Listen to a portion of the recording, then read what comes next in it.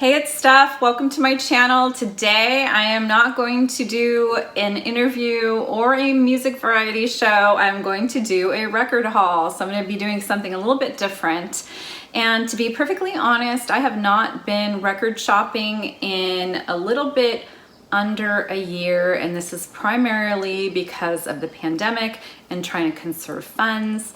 I'm a DJ and I have had no gigs and therefore no money coming in, so I haven't been able to justify spending a bunch of money on music, and I've just primarily just been listening to music online. So now with things opening back up again and the promise of venues starting to book musicians and DJs again, I'm getting really excited about that possibility, and I decided that I was going to splurge and buy some new vinyl. So let me show you what I got.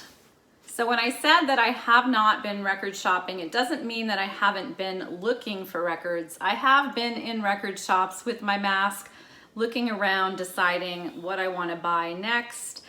And I did do some shopping in store recently and online, so I'll let you know which stores I shopped at, and if there are links available, I'll put the online links.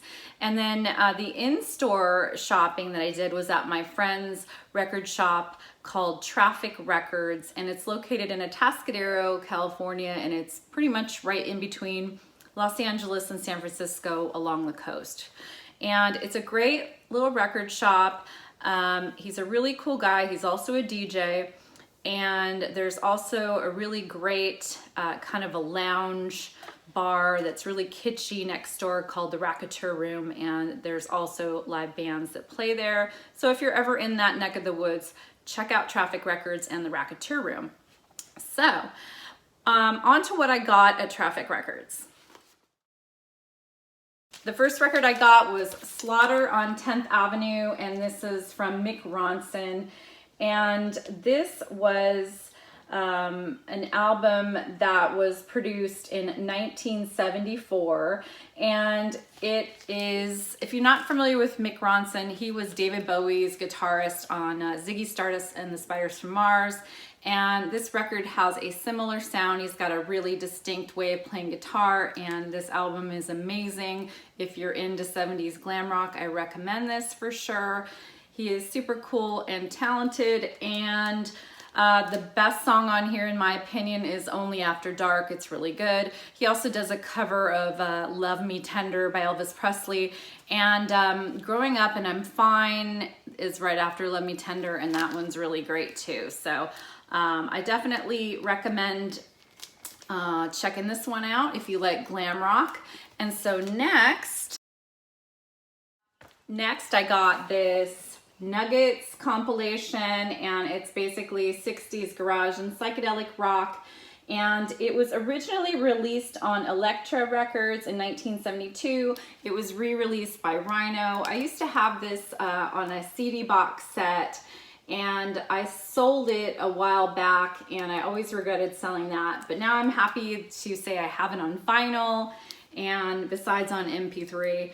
And this is just great. It's got 4 sides, so it's a 2-record set, and it is just basically the beginning of punk rock. The 60s garage rock has such a strong origin of early punk, and it's got bands like the Electric Prunes, the Standells, the Strange Loves, the Seeds, the Magicians, 13th Floor Elevators. It's got just so many great songs on here. It also has Nas, which is one of Todd Rundgren's bands from the 60s, which are just, they're so great. So I do recommend, if you like garage rock, that you definitely get the Nuggets compilation.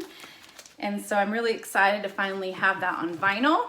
And then finally, the last album I got there was another Rhino release, and this is The Replacements Live. It was live at the University of Wisconsin-Milwaukee from 1989, and this is great. It's got all the great classics live. Alex Chilton, Bastards of Young, Waitress in the Sky, I Will Dare, Can't Hardly Wait, Here Comes a Regular, Left of the Dial. I mean, it's got so many good songs here. It's also got some liner notes.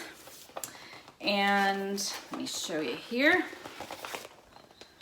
Lots of liner notes here, and I've already listened to it. Sounds amazing, and normally I'm not a fan of live records, but I do like this one. So let me move on to the next album that I got.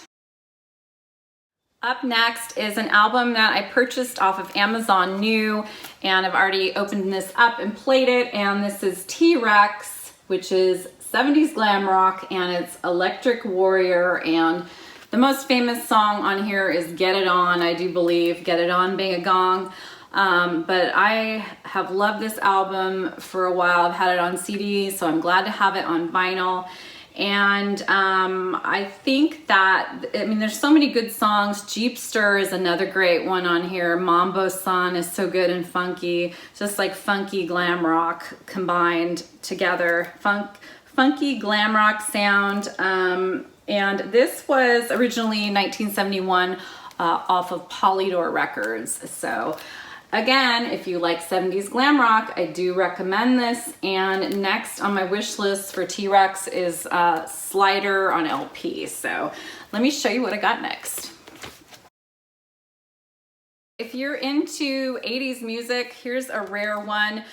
This is Palassima, and it's the special sanitized version 7-inch from the USA. And what's really cool about this is there is no B-side, it's just blank.